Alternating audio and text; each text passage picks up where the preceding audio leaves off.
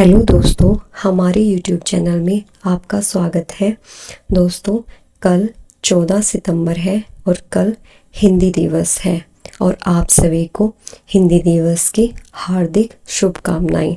और आज हम हिंदी दिवस के बारे में जानेंगे। दोस्तों, प्रत्येक राष्ट्र की कोई ना कोई राष्ट्रभाषा अवश्य होती है। हमारे देश की राष्ट्रभाषा हिंदी को कहा जाता है। हिंदी भारत की ज़्यादातर जनसंख्या द्वारा उपयोग में लाई जाती है। भारत में अनेक भाषाएं बोली जाती हैं।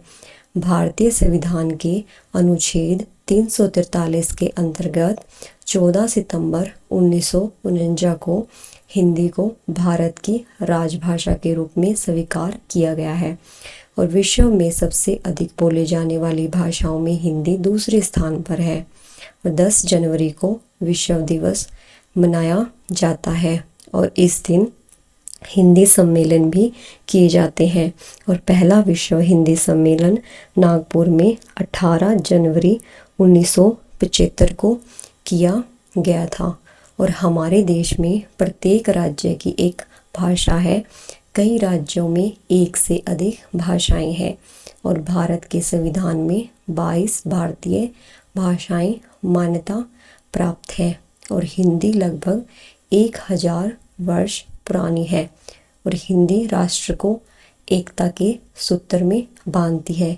लेकिन दुर्भाग्य की बात है कि भारत आज़ाद होने के बाद, अंग्रेज़ों के चले जाने के बाद भी अंग्रेजी भाषा आज तक कायम है और कुछ देशवासियों को हिंदी भाषा का प्रयोग करने में शर्म महसूस होती थी। इसीलिए हिंदी जिस सम्मान की हकदार थी, आज तक उसे वह सम्मान नहीं मिल पाया। और हमारी हिंदी भाषा देवनागरी लिपि में लिखी जाती है। इसके अलावा संस्कृत, नेपाली, मराठी, गुजराती भाषाओं की लिपि देवनागरी है। दोस्तों, भारतेंदु हरिश्चंद्र जी वे निबंधकार और कुशल वक्ता थे और उन्होंने नियमित रूप से खड़ी बोली में अनेक नाटक लिखकर हिंदी नाटक की नींव को मजबूत किया है। और भारतेंदु हरिश्चंद्र द्वारा कही गई यह पंक्तियाँ, निज भाषा उनती अहे सब उनती को मूल, बिन निज भाषा ज्ञान के मिटा न हुए को सूल।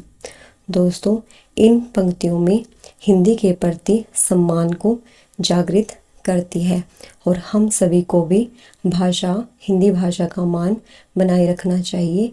ये हमारा पहला कर्तव्य है। आज की इस वीडियो में इतना ही।